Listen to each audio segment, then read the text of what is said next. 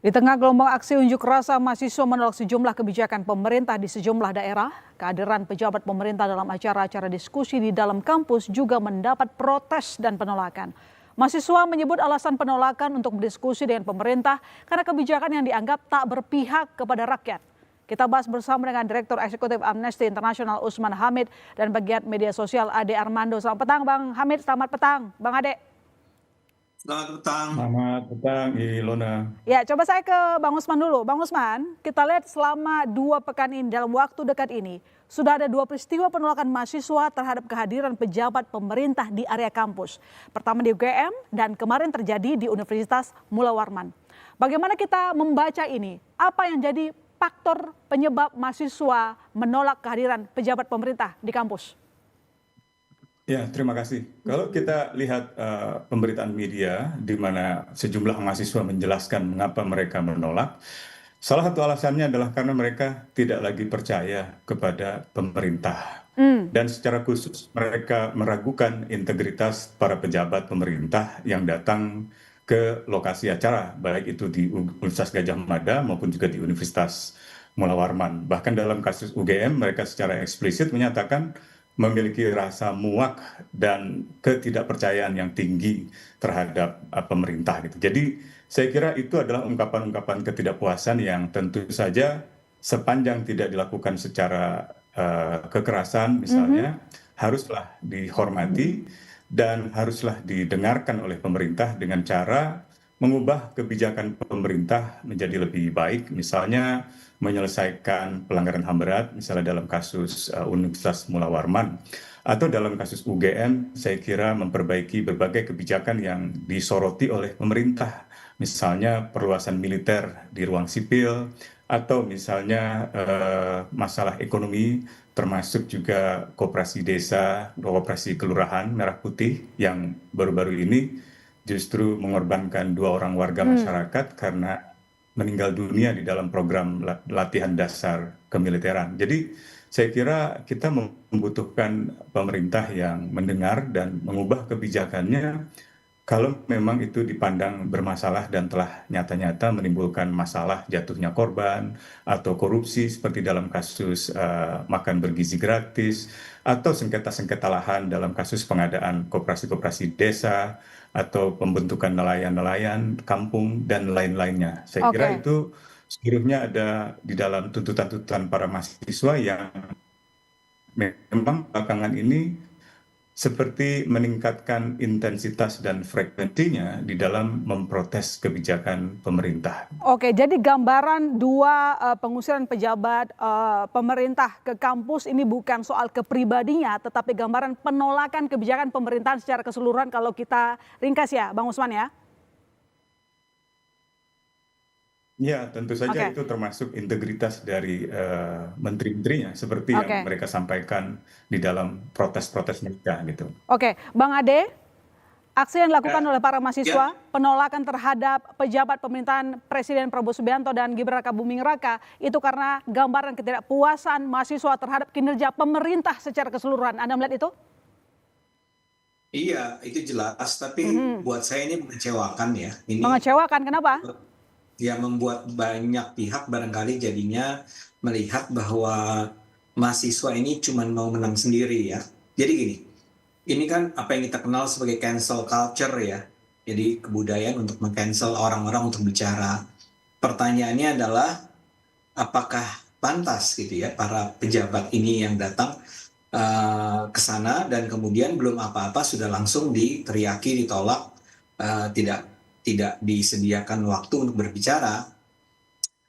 Yang memang yang kondisi UGM itu menurut saya lebih parah lah ya. Tapi biar bagaimanapun sebetulnya ini kan bicara menjadi penting bagi kita dalam era sekarang ini adanya upaya untuk melakukan komunikasi antar pihak-pihak yang barangkali berbeda pendapat ya. Kita barangkali di era yang disebut sebagai era media sosial yang penuh kemarahan ini, seringkali orang tidak berbicara secara rasional. Orang tuh berbicara secara emosional. Jadi yang dinomorsatukan adalah emosi, bukannya rasionya. Jadi gerakan mahasiswa kemarin nggak rasional ya, Bang? saya nggak bisa katakan bahwa seluruhnya tidak rasional, tapi jalan yang mereka pilih itu menurut saya salah, ya. Oke. Harusnya gini, komunikasi itu dua arah harusnya, ya. Eh, istilah baratnya itu it takes two to tango. Jadi kalau mau komunikasi, jangan cuma satu orang yang bicara, yang lain mendengar. Harus kedua pihak sama-sama punya kesempatan untuk bicara. Hmm. Nah, apa yang terjadi di UGM dan di mana nih, Kalimantan ya? Kalimantan, ya. Itu menurut saya mencerminkan ketidaksediaan untuk mendengar orang lain. Ya, saya mengerti kritik-kritik tersebut adalah kritik-kritik yang valid, yang sah ya. Oke. Walaupun barangkali saya harus pertanyakan apakah lebih penting bicara tentang apa yang terjadi pada tahun 98 atau yang terjadi saat ini. Menurut saya kalau mahasiswa mau minta agar wakil menteri itu mendengar apa yang mereka katakan tentang korban-korban dari penambangan-penambangan yang ada, ya sudah konsentrasi di situ dan ajak bicara secara terhormat ya, duduk sama-sama, di mana kedua belah pihak bisa mengutarakan pandangan-pandangannya secara terbuka. Oke. Ya. Tapi kalau belum apa-apa udah langsung ditolak, diusir, menurut saya nggak pantas gitu ya. Oke, menurut Bang Ade nggak pantas, Bang Usman, mengecewakan apa yang dilakukan oleh mahasiswa mengusir pejabat dari luar kampus? Ya, lebih tidak pantas mana aksi mahasiswa seperti itu dengan penangkapan ribuan peserta demonstrasi dalam unjuk rasa Agustus tahun lalu. Lebih pantas mana protes mahasiswa yang sebenarnya lebih merupakan simbolik. Suara Bang Usman keputus? Masih dengar suara saya, Bang?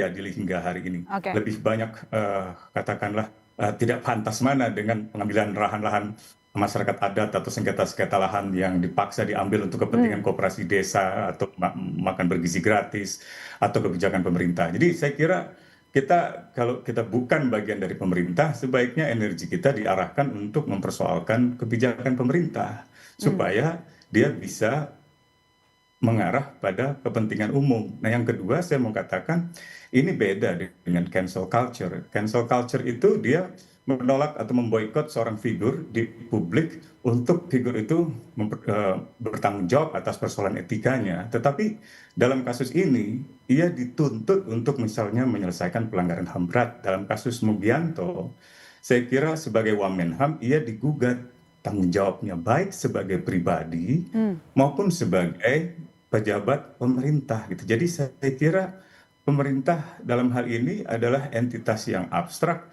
sebagai institusi yang seharusnya menjalankan kewajiban untuk misalnya mencari orang-orang yang masih hilang. Hari ini kita di media sosial dihebohkan oleh keterangan dari seorang jurnalis ya namanya Farida. Dia menceritakan dalam ungkapan dia yang meminta maaf kepada orang tuanya Bimo Petrus Anugrah. Bimo adalah mahasiswa Universitas Airlangga dan Sekolah Tinggi Filsafat Riyakara yang diculik 98 beberapa bulan atau 1-2 bulan setelah ia menulis di harian Kompas. Dan ia menurut Farida, ia setelah dinyatakan meninggal dunia karena dieksekusi, dibawa ke sebuah pulau di perairan, kakinya diikat dengan rantai dan rantainya diikatkan pada bola atau pada coran semen dan kemudian meninggal dunia. Jadi saya kira wajar kalau ada semacam urgensi dari para mahasiswa ini, apalagi mereka memperlihatkan poster-poster dari para aktivis yang hilang.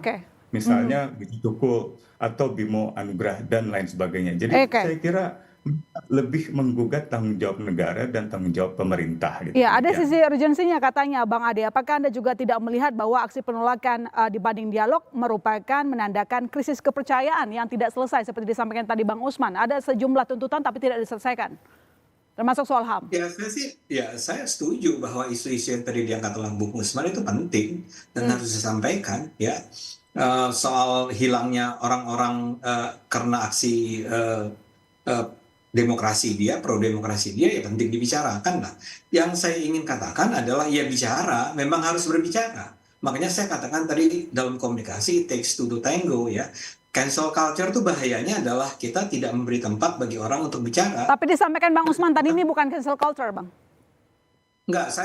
Enggak, ini mungkin pemahaman Bung Usman beda aja tentang apa itu cancel culture. Cancel culture tuh di mana orang tidak diberi kesempatan karena dia punya kesalahan, maka dia kemudian kita katakan Anda nggak pantas ngomong di hadapan saya.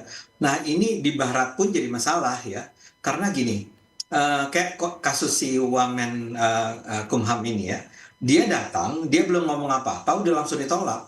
Oke. Jadi gimana dia, kan Anda katakan bahwa tadi dia seharusnya sadar bahwa ada persoalan-persoalan serius nih dengan penambangan-penambangan di Indonesia atau dengan perlakuan-perlakuan terhadap para aktivis, para mahasiswa yang bergerak untuk memperjuangkan demokrasi. Ya penting, itu harus disampaikan. Tapi kan cara menyampaikannya adalah tidak dengan mengusir, lebih Oke. baik dicari cara untuk si wakil menteri ini bisa mendengar apa yang dikatakan, publik bisa mendengar apa yang ingin dikatakan, bahwa Oke. memang ada Mhm. seorang aktivis yang tewas begitu saja, hilang begitu saja karena tulisannya di sebuah harian. Ini Oke. kan tidak sama sekali dibicarakan. Yang bicara itu sekarang Bung Usman Hamid, dan itu bagus. Tapi harusnya itu disampaikan oleh mahasiswa, tidak dengan cara seperti orang-orang yang tidak memberi kesempatan buat orang lain untuk bicara, tapi justru Baik, kita tunggu dan nanti orang lain bagaimana. bicara. Baik, terima kasih Bang Ade, saya sudah tangkap poinnya, saya juga sudah tangkap poin dari Ya, Bang Usman. Nanti kita lanjutkan lagi. Terima kasih telah bergabung di Kompas Petang, abang-abang. ya. Thank Terima you. kasih, Dona.